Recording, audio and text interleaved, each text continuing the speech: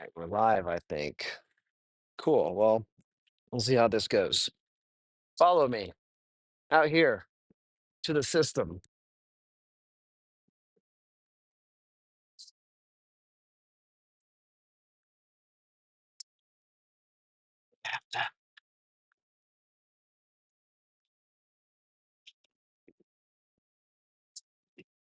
Well, welcome.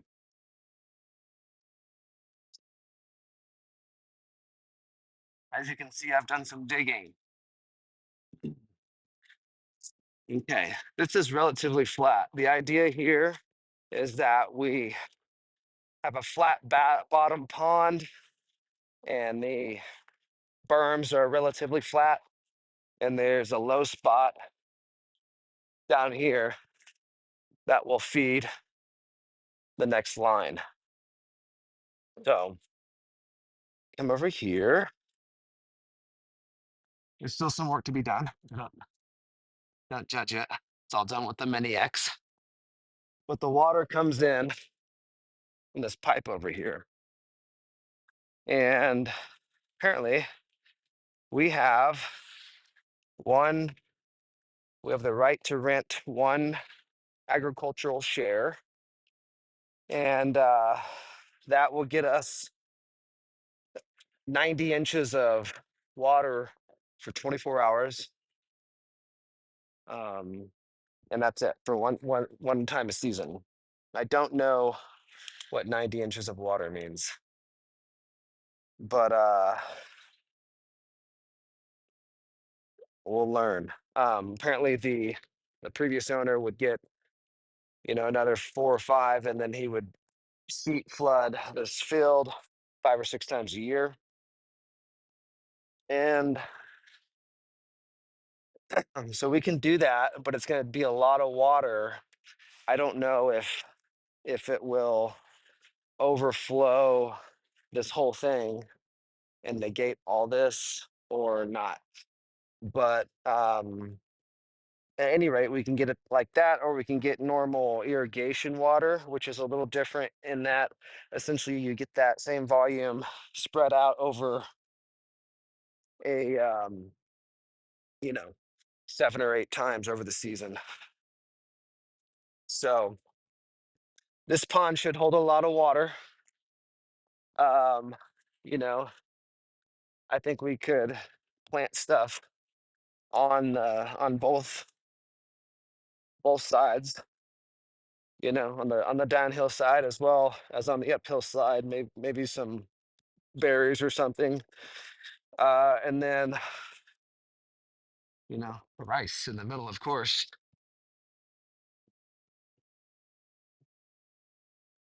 So that's what we've done so far. The rest of the lines are laid out. Um, they're laid out on 30-foot intervals. And so ideally these are normal berm and swells. They're not ponds, of course.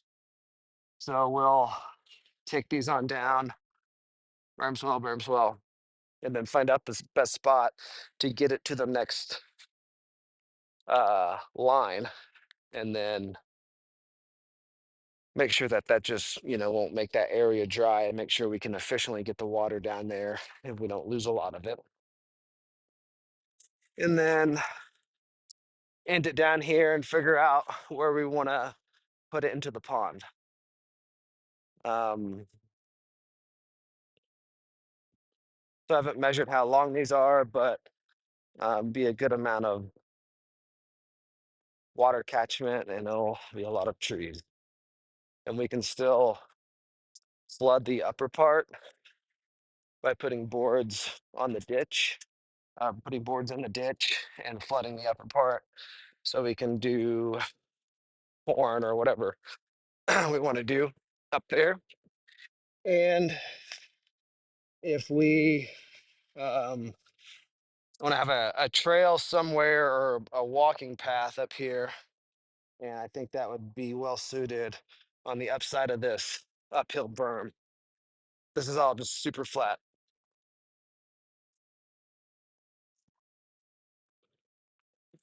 Okay. Now, if we look at let's see,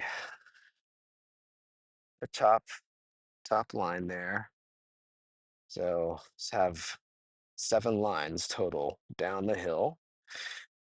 And we can actually, according to our ditch guy, we can put a hole, do like a shallow well here at the edge of the pond, put in a pump, and we can supply uh, this area with water. We can have other things here. Plan to have a compost behind those pine trees and raised beds and a jewelry studio for Sophie would be right here to the left of these spruce trees. Some red flags, got a little bit of that laid out.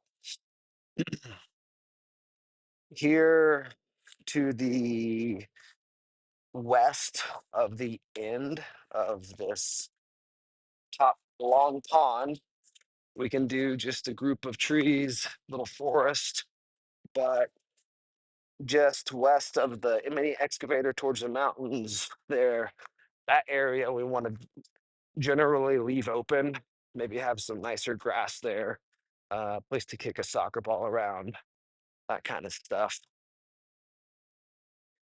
And the other spot I want to take water is going to be right here.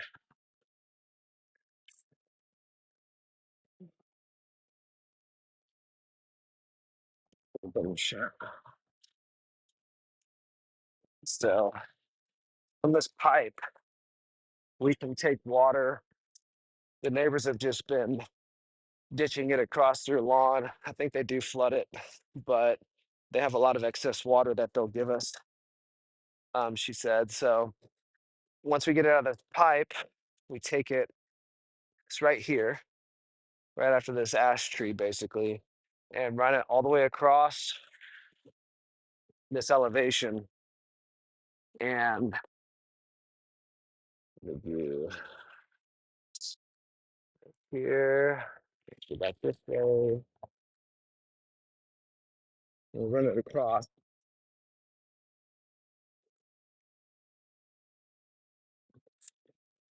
We can kind of incorporate these cottonwoods into the first line. They could be like our forms, I guess. And then we have the same 30-foot interval down to this point where you can maybe see white flags. If I go over here,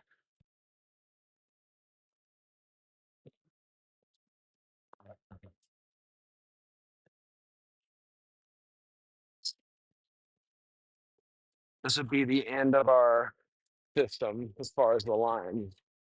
Property line is just about where these trees are. I'll leave a little bit of a space, of course, for a walking trail and mowing. But if we see over here, right at me, and turn, look at the white flags. This is a line that follows this contour